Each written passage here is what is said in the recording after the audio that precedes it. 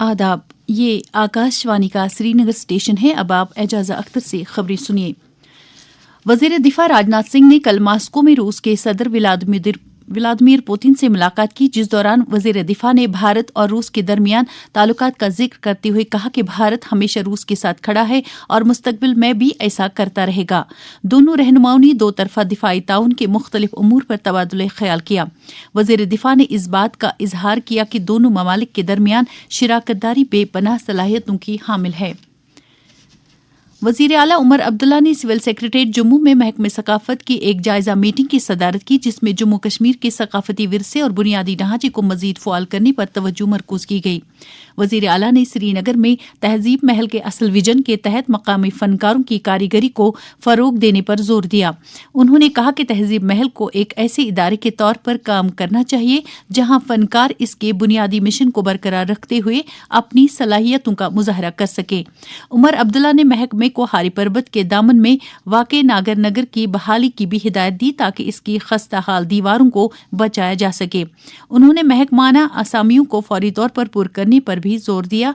Meeting में जम्मू और श्रीनगर में सकाफती विरसे की तरक्की के 100 दिन के हदफ पर भी तबादुल ख्याल किया गया। नायब वजीर आला सुरेंद्र चौधरी ने कहा कि नौजवानों के लिए जिंदगी के अमली पहलुओं के अलावा इखलाकी अक़दार से जोड़ने के लिए मुनासिब फहम और रहनुमाई के साथ इल्म हासिल करना जरूरी है।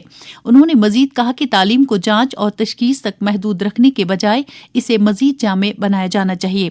नौजवानों को जिंदगी के अखलाकी और अमली पहलुओं से जोड़ने के लिए मुनासिब सूझबूझ के साथ तालीम को वसी बनाने की जरूरत पर रोशनी डालते हुए नायब वजीर आला ने कहा कि इससे नौजवान कौम की तामीर में ज्यादा मुअस्सर तरीके से अपना हिस्सा डाल सकेंगे। वो एक निजी स्कूल के ज़ेर एहतिमाम सालाना दिन की तकरीब से खिताब कर रहे थे। मुल्क भर में आज स्मार्ट इंडिया हैकाथॉन 2024 का ग्रैंड फिनाले मुनक्किद हो रहा है। श्रीनगर में भी नेशनल इंस्टीट्यूट ऑफ टेक्नोलॉजी में 2 रोजा स्मार्ट इंडिया हैकाथॉन 2024 का ग्रैंड फिनाले शुरू हो रहा है। इस ज़मन में तमाम तर तैयारियां मुकम्मल की जा चुकी हैं।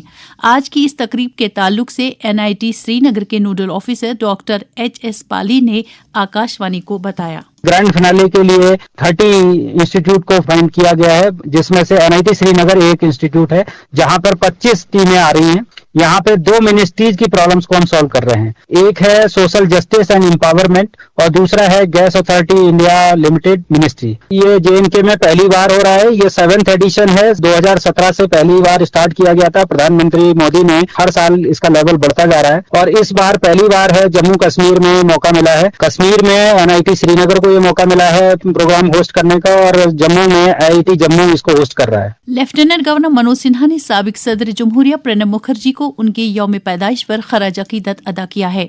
मरकजी वजीर डॉक्टर जितेंद्र सिंह ने भी साबिक सदर के यौम पैदाइश पर उन्हें खराज अकीदत अदा किया। मंशियात के खिलाफ कार्रवाई जारी रखते हुए नौहटा पुलिस ने हाका बाजार बादामवारी श्रीनगर के हारिस फारूक को नशावर मवाद के साथ गिरफ्तार किया है।